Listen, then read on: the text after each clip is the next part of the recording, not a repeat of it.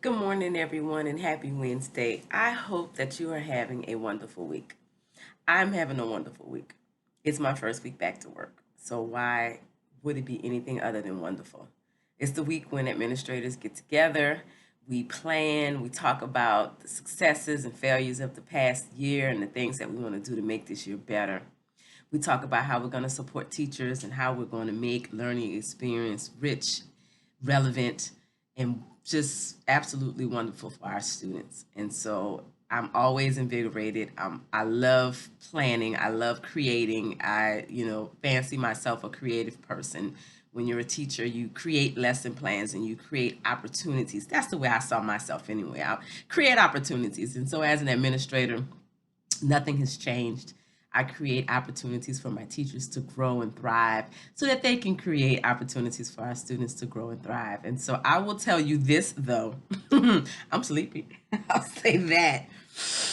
I gotta wake up because 2 days of intense conversations and planning and all of this intellectualism, it drains me because I will have spent at least a month vegging out, watching TV, doing things that are just to recharge myself. So those first few days back for me are always exhausting mentally, and to a certain degree emotionally exhausting. This is day 3. I already know. I don't know when I get off the day, am I gonna crash like I wanted to yesterday? But I had some good sleep, and life is good. I yesterday loved so much engaging in our virtual for the week. Our virtual for the week is patience, and today's action step is let go of my need to control things. And I do so with humor and grace. And it reminds me of a couple of years ago, I did a training, or I'm in charge of professional development, and I put together a newsletter. I say that because here I am with Choose Joy, which is a newsletter, a daily newsletter. But I put together a weekly newsletter, and there's a section there for PD and articles and videos and information for teachers to engage in to improve their practice. And one of the things I talk about a lot is building relationships with students. That's what my research is in. That is what I attribute my success to, because it's foundational. Now, mind you, when I say that, people tend to feel like that's all. That's all I talk about. But it's so important. I will always go back to when something's not working. How's your relationship with the student? How do you build relationships amongst students so that you have a strong learning community? And how do you help students build relationship with the content?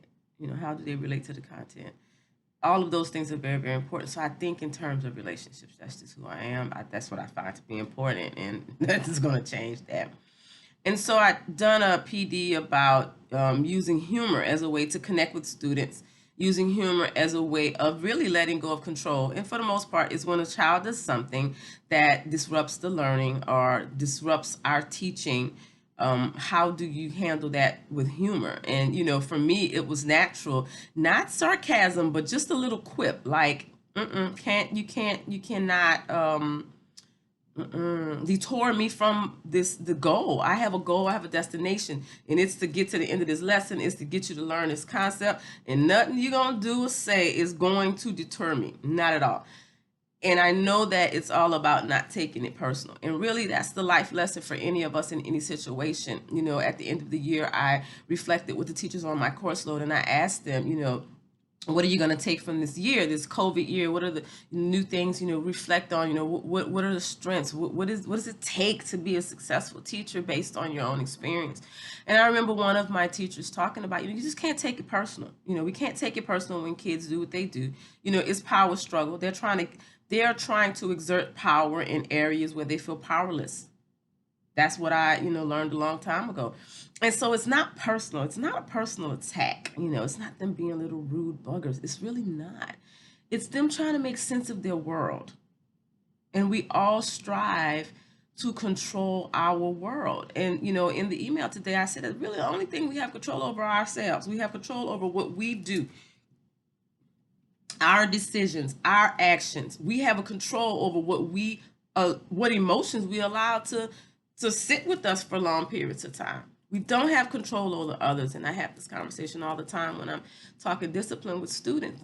She can't say my name. Well, yes, she can. Well, she can't tell me to shut up. Yes, she can. The thing that we can control is how we respond to it.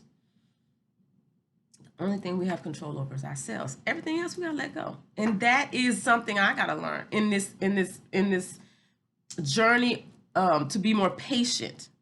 I have to learn to let things go and not try to manipulate things the way I want them to go.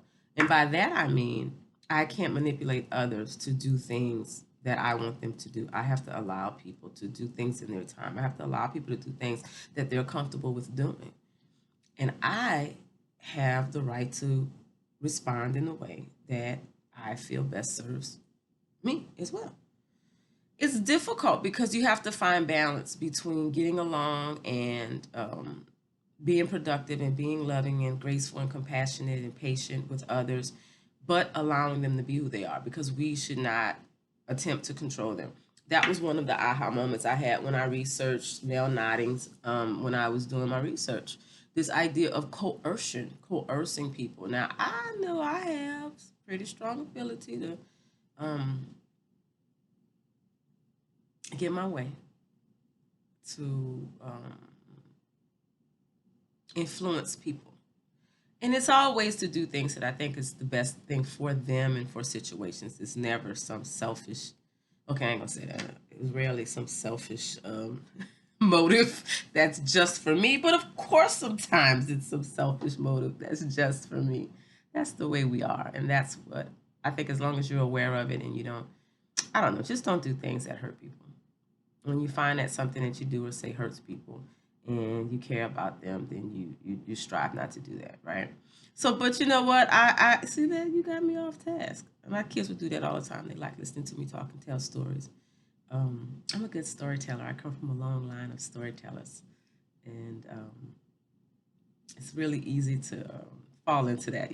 I'm big on what's the story behind that. Like right now, we're still coming up with our theme. Like we got some foundation, and I'm like, okay, so you guys have come up with this. What's the story? Like, convince me, inspire me with it, and then I can inspire others. But right now, I'm like, I don't know what you're talking about. um, it's good to laugh. I love laughing, and when I laugh, I'm mindful of it because it's a joyful thing. So be mindful of how much you laugh today, how much you make others laugh, and how others make you laugh. Um, I kind of weigh my friends by how much they make me laugh. Like if you can make me laugh, then you're a good friend. Really, honestly, if I'm laughing with you, I'm comfortable with you. Um, Letting go of the need to control others is a great patience practice. So strive for that today. Check out the email. I'm pretty sure I got some, 1, 2, 3 steps in there for you to help you with this practice.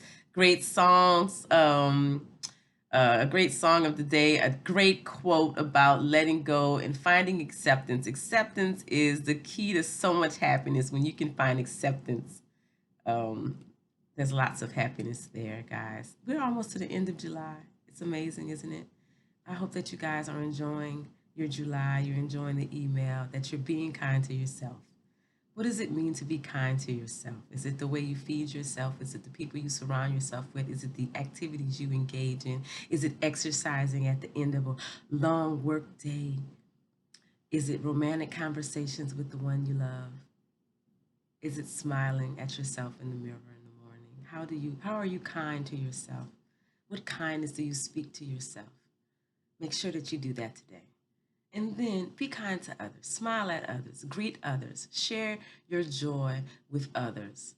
Find out how you can be helpful. Yeah. And I'm going to tell you to smile a lot. My brother sent me a scripture yesterday about being joyful and smiling. And it was wonderful. Thank you, Miguel, for that. I really appreciate you. It lets me know that he's completely engaged with me on this joyful journey, and that he wants to feed my spirit as much as he feels that I feed his. I'm not going to cry this morning. I'm gonna cry, baby, but Miguel, you're not gonna make me cry this morning. But I love you. Your kid is over here making me laugh. That kid, I love him so much. My nephew Dylan is spending the week with me, and I love that kid, and I love watching him and Lincoln engage with each other. Lincoln is 23 and Dylan is 16, and they still act like they're 5 and 12, and I love it. I love it. I love it. I love it. That cousin love. All right, that's enough. It's over 10 minutes. Have a wonderful Wednesday. I love you all. Take care.